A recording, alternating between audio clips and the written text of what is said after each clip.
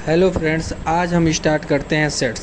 Sets क्या होता है, सेट्स के बारे में डिटेल जानकारी लेते हैं। ये कॉम्पिटिटिव एग्ज़ाम में like as UP, TGT, PGT, LT grades, boards exam में पूछे जाते हैं। तो चलिए स्टार्ट करते हैं। ये सेट क्या होता है, सेट के बारे में क्या हम जानते हैं। तो सेट क्या होता है, कुछ होता नहीं है, collection of well defined object होता है। वेल डिफाइंड का मतलब एक सुपरिभाषित, सुसंगठित ऑब्जेक्ट्स का कलेक्शन होता है। वो सुपरिभाषित या वेल डिफाइंड है क्या, पर्सन टू पर्सन फिक्स होना चाहिए, यानी कि वो पर्सन टू पर्सन वेरी नहीं होना चाहिए, चेंज नहीं होना चाहिए। यानी कि जो कोई भी हम ऑब्जेक्ट कंसीडर करते हैं, कलेक्शन बनाते हैं, ग्रुप बनाएंगे, वो पर्सन टू पर्सन क्या होना चाहिए, फिक्स होना चाहिए, चेंज नहीं होना चाहिए। हमने बहुत सारे एग्जाम्पल्स चूज़ किए हैं।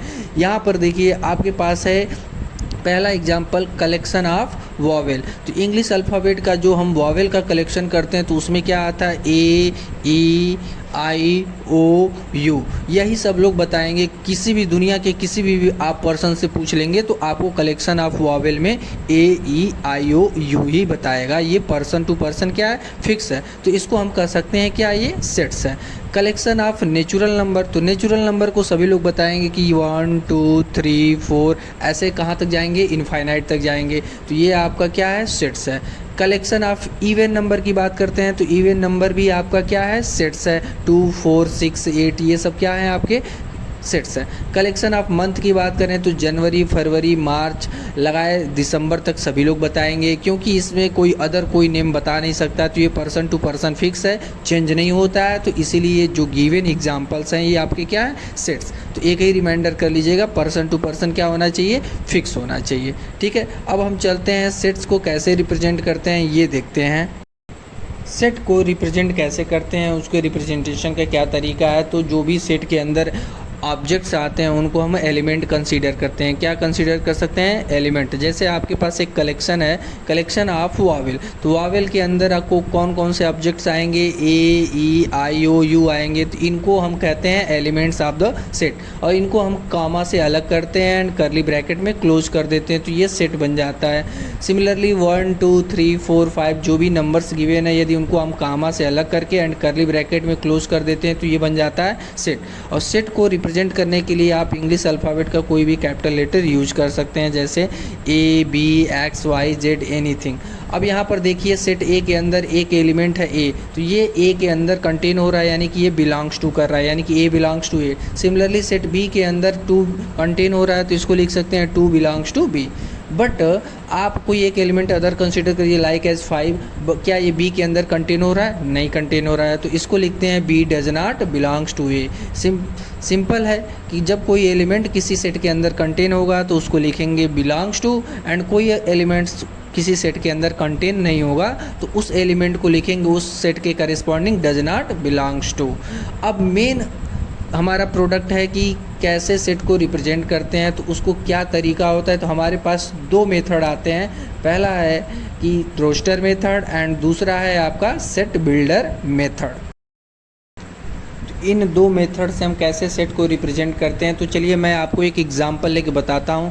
तो सपोज दैट आप कलेक्शन कर लीजिए इवन नंबर का, तो कलेक्शन ऑफ इवन नंबर ये आपका एक स्टेटमेंट हो गया। अब इस स्टेटमेंट को रोस्टर मेथड में लिखना एंड सेट बिल्डर मेथड में। तो रोस्टर मेथड में आपको जो भी कलेक्शन गिवन रहेगा तो उसको एलिमेंट फॉर्म में लिखना। किस फॉर्म में लिखना, एलिमेंट फॉर्म में। तो अब बताइए इवन नंबर में कौन कौन से डिजिट्स आएंगे, कौन कौन से एलिमेंट आएंगे, 2 4 6 8 ये इनफाइनाइट तक जाएंगे। तो इनको आप एलिमेंट फॉर्म में लिख दिए तो ये हमारा बन जाता है रोस्टर मेथड में। सेकंड है सेट बिल्डर मेथड, तो इसी कलेक्शन ऑफ इवन नंबर को सेट बिल्डर मेथड में कैसे लिखेंगे, तो इसमें आपको प्रॉपर्टीज़ बतानी है। तो एक प्रॉपर्टीज़ ऐसी कि जो सभी इवन नंबर के लिए डिफाइंड होगा। तो हम लिख सकते हैं एक्स सच दैट, एक्स क्या है, वेरिएबल है, इसको किस टाइप लिख सकते हैं, एक्स इक्वल टू 2n, क्योंकि जो भी इवन नंबर होता है वो 2 का मल्टीपल होता है, तो 2n के फॉर्म में लिख दिए। और n यहाँ हमारा बिलोंग कर गया नेचुरल नंबर में। यदि आपने n की वैल्यू 1 लिया तो x की वैल्यू 2 मिलता है, n की वैल्यू आप 2 पुट करेंगे तो x की वैल्यू क्या मिलेगा, 4। लाइक एज n की वैल्यू 3 पुट करते हैं तो x की वैल्यू 6 मिलता है। तो ऐसे ही आपका ये x इक्वल टू 2n ये बन गया सेट बिल्डर मेथड। इस तरह से हम 2 मेथड से रिप्रेजेंट करते हैं सेट को। इसका नेक्स्ट टॉपिक देखते हैं कि क्या है टाइप्स ऑफ सेट्स। तो types of set means set कितने प्रकार के होते हैं, तो सेट के कुछ प्रकार से यहाँ गिवन है तो उनको हम देखते हैं। तो यहाँ पर 5 टाइप्स का मैंने सेट लिया है। पहला है नल सेट, इम्पटी सेट या वाइड सेट, ये तीनों एक ही सेट के नाम है। दूसरा है सिंगलटन सेट, तीसरा है फाइनाइट सेट, चौथा है आपका इनफाइनाइट सेट एंड फिफ्थ वाला है इक्वल सेट। तो वन बाय वन सबको समझते हैं। तो पहला है नल सेट या इम्पटी सेट या वाइड सेट, मीन्स ऐसा सेट जिसके अंदर कोई एलिमेंट कंटेन ना हो, यानी कि नो एलिमेंट आए, कोई एलिमेंट ना आए, तो उसको हम लोग कहते हैं नल सेट, इम्पटी सेट या फिर वाइड सेट। आप एक कलेक्शन लीजिए, जैसे हमने एक कलेक्शन लिया है, collection of month starting with letter Z.